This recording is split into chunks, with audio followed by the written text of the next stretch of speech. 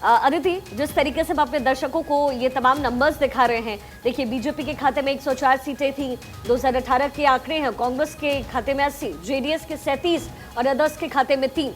लेकिन इस बार सियासी दंगल में जिस तरीके से बजरंग दल वर्सेस बजरंग बली का मामला आया, कहीं ना कहीं कहा जा रहा है कि ये फेवरेबल पोजीशन हो गई है बीजेपी के लिए।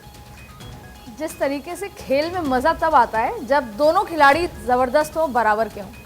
बहुत समय बाद देखिए, भारतीय जनता पार्टी तो क्या है, हमेशा कहा जाता है, रिपीटेड लाइन है लेकिन कहना जरूरी हो जाता है कि पार्षद के चुनाव से लेकर देश के चुनाव में मेहनत जबरदस्त करती है।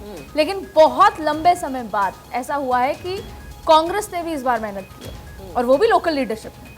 तो लोकल लीडरशिप की इस मेहनत का नतीजा क्या कुछ निकल कर आएगा। लेकिन आपने ऊंट और करवट और किस करवट बैठने की बात कही तो मुझे याद आया कि ये जो कर्नाटक के चुनाव हैं, इनकी जो गूंज है वो बहुत दूर तलक जाएगी।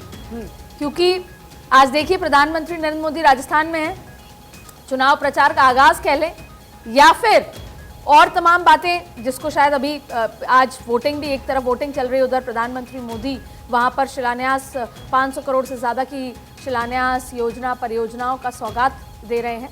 तो ऐसे में अब जो पूरी तरीके से तैयारी दूसरे राज्यों की भी यहाँ से शुरू होती है। लेकिन कर्नाटक के नतीजे 2024 तक के नतीजों का बहुत बड़ा इफेक्ट यहाँ पर देंगे। शिखा, सबसे महत्वपूर्ण इसलिए है क्योंकि बार बार एक बात पिछले 3 महीने से कही जा रही है कि कर्नाटक प्रवेश द्वार था बीजेपी के लिए साउथ का।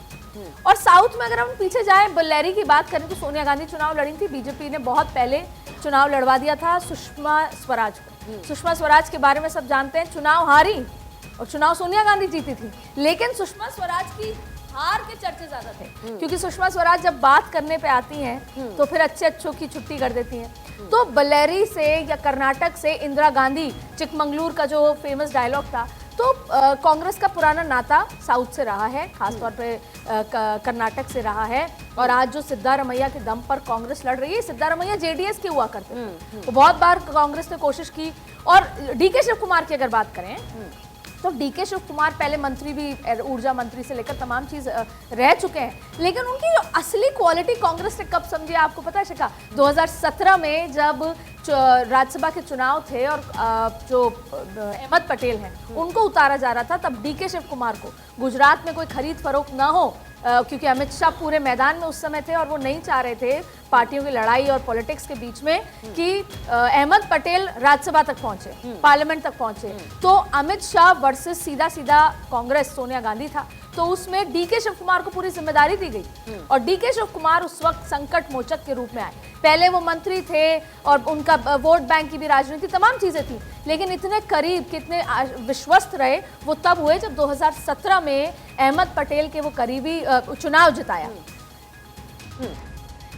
बिल्कुल, आप ठीक कह रही हैं आदित्य। और जिस तरीके से ये आंकड़ों में अगर फेरबदल होता है, क्योंकि जो देखा जा रहा था, कहा यही जा रहा था कि इस बार कांग्रेस के अधिकार में, कांग्रेस के फेवर में जो कर्नाटक की जनता है वो है। लेकिन जिस तरीके से प्रधानमंत्री को अपशब्द कहने वाले मुद्दे गरमाए, इसके साथ ही बजरंग बली ये और बजरंग दल, ये जो तमाम मुद्दे आए हैं, उसके बाद कहीं ना कहीं आंकड़े बदलते, ऐसा कहा जा रहा है। जो विश्लेषण हो रहा है उसमें कम से कम यही बात सामने आ रही है। बिल्कुल, देखिए जहरीला साहब कह दिया। अब ये तो राष्ट्रीय अध्यक्ष हैं, पता है इनको कि 91 गालियां दी हैं और उसका जब भी फायदा जो है बीजेपी को मिला है। अब ये देखना होगा कि जो रिजल्ट होगा उसमें ये मल्लिकार्जुन खड़गे की जो ये जहरीले सांप वाली गाली है, उसको जो भी बयान है, इसको क्या कहेंगे, जिसको बहुत पॉजिटिव तरीके से प्रधानमंत्री मोदी ने ये कह दिया कि मैं तो शिव के गले का सांप बनना चाहता हूँ। सांप तो शिव के गले में होता है। तो बीजेपी को पता है कि किसी भी स्थिति को कैसे अपॉर्चुनिटी में बदलना है, चाहे वो बयान हो, स्थितियां हो।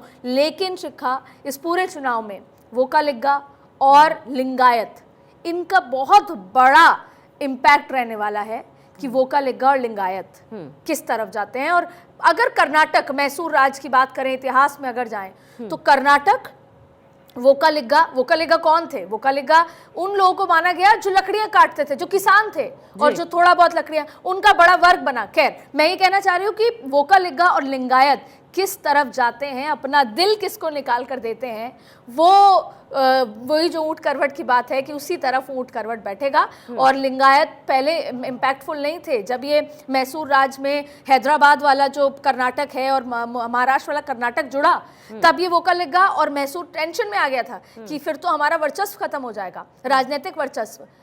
तो उसके हिसाब से फिर लिंगायत आया, फिर दशकों तक लिंगायतों ने राज किया। इस बार क्या कुछ और अदिति, और इसीलिए आज कहा यही जा रहा है कि कांग्रेस और बीजेपी के लिए खासतौर पर ये किस्मत का फैसला माना जाए, जनता का फैसला माना जाए। हमारे साथ दो मेहमान जुड़ गए हैं, अमित तिवारी प्रवक्ता बीजेपी के, साथ ही ऋतु चौधरी प्रवक्ता कांग्रेस। बहुत बहुत स्वागत आप दोनों का भारत 24 पर। सबसे पहले अमित जी, आपके पास आते हुए एक ही सवाल है मेरा, 224 में से कितनी सीटें बीजेपी के खाते में जाती दिख रही है?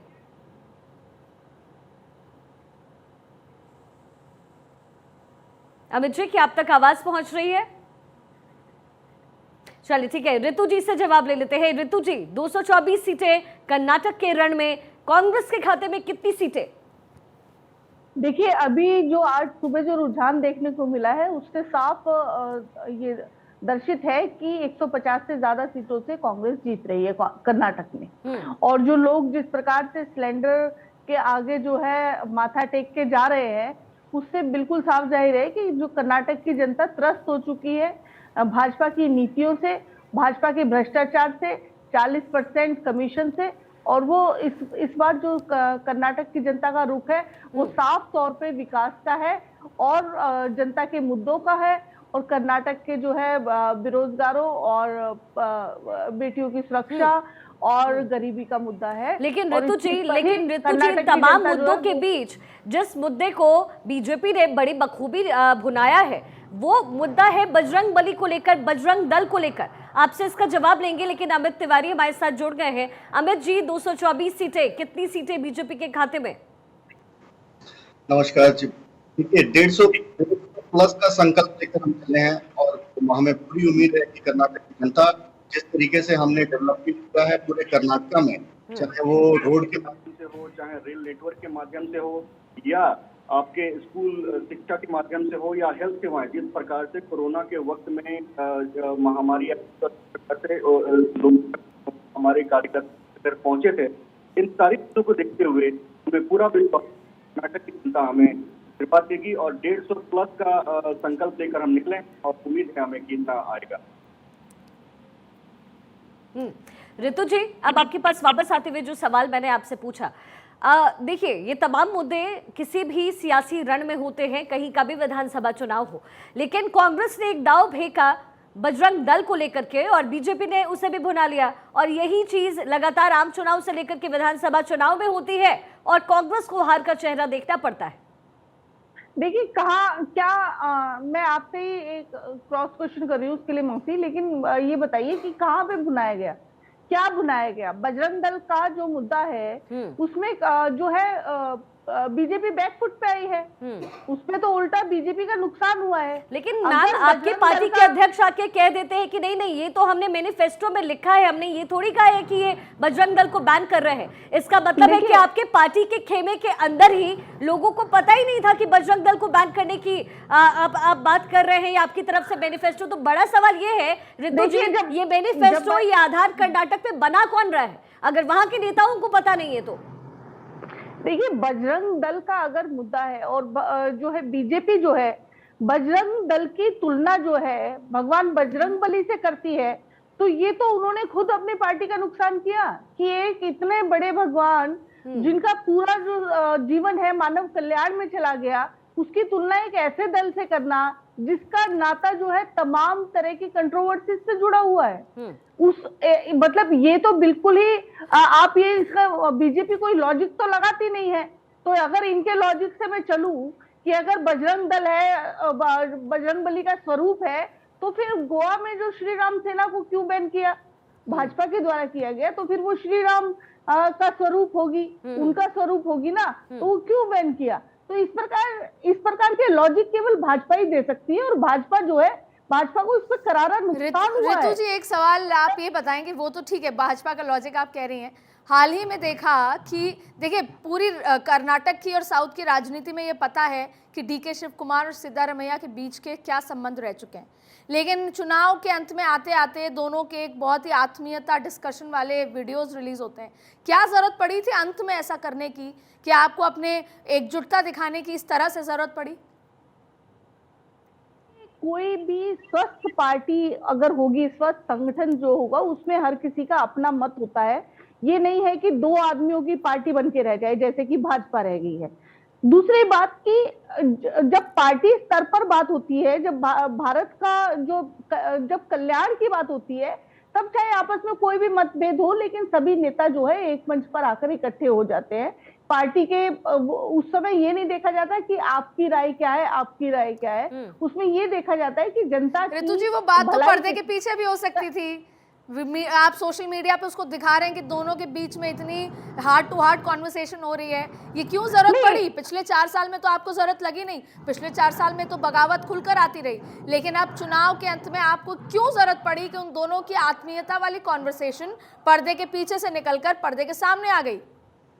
नहीं, पर्दे के पीछे भी यही आत्मीयता है और पर्दे के सामने भी यही आत्मीयता है।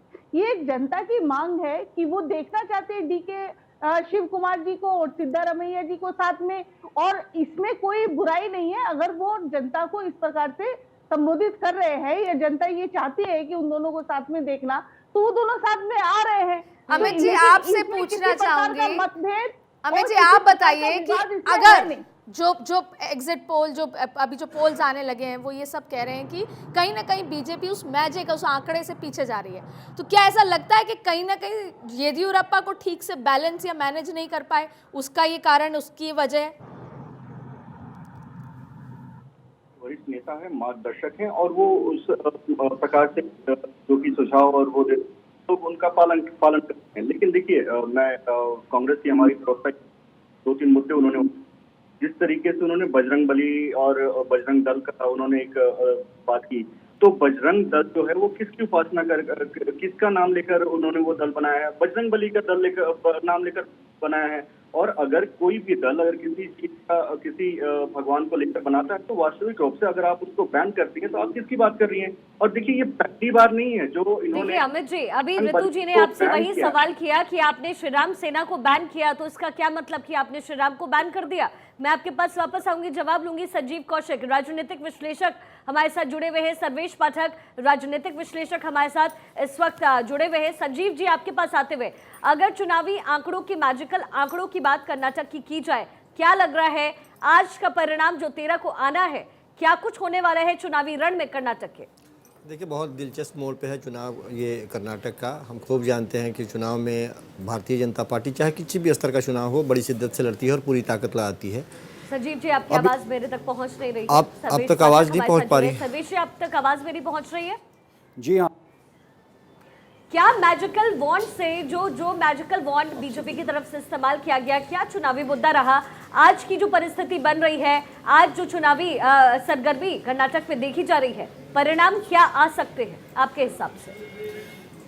देखिए, जो शुरुआती दौर था उसमें कांग्रेस को अपर हैंड मिला हुआ था शुरुआती दौर में, और ऐसा माना जा रहा था कि कांग्रेस इस बार बीजेपी को हरा के कर्नाटक का जो रन है वो जीत लेगी। लेकिन जैसे जैसे चुनाव की रणभेरी बजी और उसके बाद जो मेन मुद्दे थे, जो कि अक्सर जो कांग्रेस पार्टी है वो मेन मुद्दे से, कहते हैं ना विषय से विषयांतर होना, उसी तरह वो मेन मुद्दे से भटक के एक ऐसे मुद्दे पे आके खड़ी हो गई, ऐसे ऐसे जो वक्तव्य दे दिए जो कि उनको कहीं बैकफुट पे लेके आ गया। अब देखिए, कहीं भी चुनाव होता है, उन्होंने कांग्रेस पार्टी के दिग्गज नेता का टारगेट क्या होता है? प्रधानमंत्री को गाली देना, और जो कि वो उनको भुनाने में बीजेपी जो है बहुत सफल और कामयाब तरीके से उसका इस्तेमाल करती है। रही बात दूसरा, पीएफआई और बजरंग दल का एक दूसरे को तुलना कर देना, और इनका जो है तुलना करते भी हैं तो ऐसे नहीं देखते कि आखिर पीएफआई का क्या जो इतिहास रहा है और बजरंग दल का क्या इतिहास रहा है। हम मान ले ठीक है, बजरंग दल कहीं कुछ घटना के कारण तोड़फोड़ या आगजनी करती है, लेकिन पीएफआई जैसी जो ऑर्गेनाइजेशन है जो कि देश में केवल आतंकवादी गतिविधियों में ही शामिल हुई है और उसके पूरे साक्ष्य मौजूद हैं देश के सामने, देश की जनता के सामने में, उस पे आप एक भी वर्ड नहीं बोलते हो और बजरंग दल को मुद्दे को लेके आ जाते हो। जो मेन मुद्दा था इलेक्शन में, अगर सचमुच कर्नाटक में 40% भ्रष्टाचार का मुद्दा था तो कांग्रेस को उससे अलग नहीं होना चाहिए था, उसको प्राइम मुद्दा लेके, जो एक कहते हैं ना कि टारगेट लक्ष्य लेके आगे बढ़ते रहना चाहिए था, लेकिन कांग्रेस पार्टी उसको छोड़ के दूसरे मुद्दे पे आ जाती है। मैं आपको उत्तराखंड इलेक्शन ले जाऊंगा, वहां पे भी कांग्रेस का अपर हैंड था चुनाव से पहले, लेकिन जैसे ही उन्होंने अनाउंस किया था कि मुस्लिम यूनिवर्सिटी की स्थापना करेंगे, फिर वो जो उनका अपर हैंड था वो कहीं और चला गया और वो वहां पे बीजेपी वापस सत्ता में आ गई, भले उनके जो सीएम कैंडिडेट थे वो चुनाव हार गए। संजीव तो कौशिक भी हमारे साथ जुड़े हुए हैं इस वक्त। संजीव जी देखिए, सर्वेश जी जिस बात का जिक्र कर रहे थे, रितु जी कह रही थी, कैसे चुनावी मुद्दा बदल जाता है। कर्नाटक में भी हमने देखा है, हालांकि 13 को ही ये फैसला हो पाएगा, लेकिन आपके हिसाब से जिस तरीके से चुनावी मुद्दा कर्नाटक में उठाया गया, क्या परिणाम आप देख रहे हैं, रिजल्ट क्या आपको दिख रहा है? शिखा, क्या आपको मेरी आवाज आ रही है? आ रही है जी। मैं सिर्फ ये कह रहा था कि कर्नाटक के चुनाव में जिस तरह से भारतीय जनता पार्टी ने अपनी पूरी ताकत लगा दी है और जिस तरह से स्टार प्रचारकों का कैंपेनिंग वहाँ पे शुरू हो चुका है, वो साफ दिखाई देता है कि उनके पेशानी पर किस तरह की लकीरें खिंचती हुई दिख रही है। मैं सिर्फ इस तरफ ध्यान आकर्षित करना चाहूँगा कि जब देश के प्रधानमंत्री वहाँ जा कर के अपने गालियों की बौछार का गिनती शुरू कर दें, धार्मिक ध्रुवीकरण की बातें करने लगे, तो निश्चित तौर पे वहाँ ज़मीन पे जो काम किए गए हैं, जो मुद्दे उठाए जा रहे थे विपक्ष के द्वारा, वो प्रभावी थे और उसको भटकाने की एक प्रयास है या एक कोशिश के तौर पे इसे आप देख सकती हैं। लेकिन ये कहने में भी कोई गुरेज नहीं है कि कांग्रेस पार्टी को उस पिच पे जाके खेलना ही नहीं था जिस पे वो बेहतर नहीं खेल पाती है।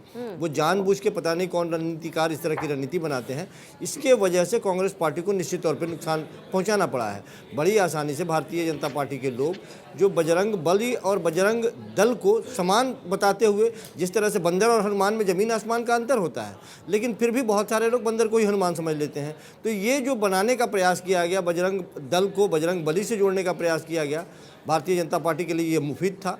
आपने मुद्दा दे दिया, उस पर वो घेरने का प्रयास की, लेकिन सबों के बावजूद कर्नाटक की जनता में जो उबाल है, जो 40% करप्शन की बात जो कही जा रही है, वो एक बहुत बड़ा मुद्दा है। ध्रुवीकरण का मुद्दा हो या चाहे, ठीक है, अभी ये चर्चा हम और आगे बढ़ाएंगे। आप सब हमारे साथ बने रहिए। फिलहाल वक्त एक ब्रेक का है, लेकिन जाते जाते आपको बता दें, सुबह 9 बजे तक कर्नाटक में अब तक अदिति 7.83% की वोटिंग हो गई है और भारत 24 आपका अपना चैनल भी आपसे अपील करता है कि आप ज्यादा से ज्यादा अपने मत के अधिकार का इस्तेमाल कर्नाटक चुनाव में करें, वहां के विधानसभा चुनाव में करें, अगर आप वहां के रहने वाले हैं तो।